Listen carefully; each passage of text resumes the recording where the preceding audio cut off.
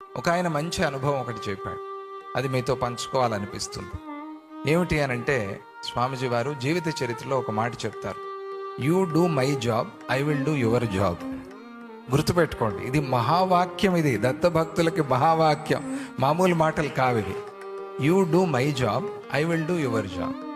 అంటే స్వామీజీ వారికి ఏది చాలా ఇష్టమైందో, ఏది సంకల్పించి స్వామీజీ వారు తమ ఈ దివ్యమైన యాత్ర ప్రయాణం చేస్తూ ఉన్నారో, దీనిలో మనము పాలు పంచుకోగలిగితే మన బాధ్యత ఆయనే తీసుకుంటారు. దీనికి నేనే నిదర్శనం అని చెప్పాడు ఆయన. స్వామీజీ, నేను స్వామీజీ పనిలో ఉండిపోయాను, జాబ్ వెళ్ళిపోయింది, మళ్ళీ జాబ్కి అప్లై చేసుకోవాలి, సగం ఫిల్ చేసి, ఆ అప్లై చేయాల్సిన అప్లికేషన్ ఉంటుంది కదా, దాన్ని సగమే ఫిల్ చేసి పంపించాట. సామాన్యంగా తీసుకోరు, మీకు అందరికీ తెలుసు. పెద్ద పెద్ద కంపెనీలు వాళ్ళు ఎందుకు తీసుకుంటారు? సగం ఫిల్ చేసిన వీడు ఎంత సోంబేరిగా ఉన్నాడు, అసలు వీడిని జాబ్కి తీసుకుంటే వీడేం చేస్తాడు అని చెప్పి మానేస్తారు కదా.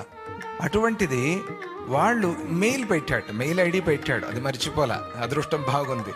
ఆ మెయిల్కి వాళ్ళకు మెయిల్ పెట్టారు, ఏమిటంటే, నువ్వు హాఫ్ కంప్లీటెడ్గా ఉంది నీ అప్లికేషను, దీన్ని పూర్తిగా కంప్లీట్ చేసి పంపించు, నీ కోసం జాబ్ ఎదురు చూస్తోంది అని వాళ్ళు ఒక మెయిల్ పెట్టారట. చూడండి, ఇది ఎంత ఆశ్చర్యం.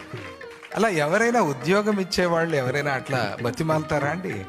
అనుకున్నట్టు, ఓహో, నేను ఏదో తను షికారుకు పోలా, ఏదో ఎంజాయ్మెంట్లో లేడు, స్వామీజీ ఏదో పని చెప్పారు, ఆ పని చేస్తున్నాడు, చేస్తూ దాంట్లో ఉండిపోయి ఇది మర్చిపోయాడు. మర్చిపోతే వాళ్ళే మళ్ళీ రిప్లై పెట్టారు. అప్పుడు తను అప్లికేషన్ పూర్తి చేసుకున్నాడు. ఎన్నో వేల మంది అప్లికేషన్స్ వెళ్ళాయి, వాళ్ళకి వెళ్ళాల్సిన ఆ ఉద్యోగము తనకు వచ్చింది. ఈరోజు సంతోషంగా సుఖంగా ఉన్నాడు. అలా గురు సేవలో మనము నిమగ్నం అయితే మన పనులు అవన్నీ కూడా చిన్న చిన్న పరీక్షలు వచ్చినప్పటికీ కూడా అవన్నీ గెలిపిస్తారు, అలా నడిపిస్తారు.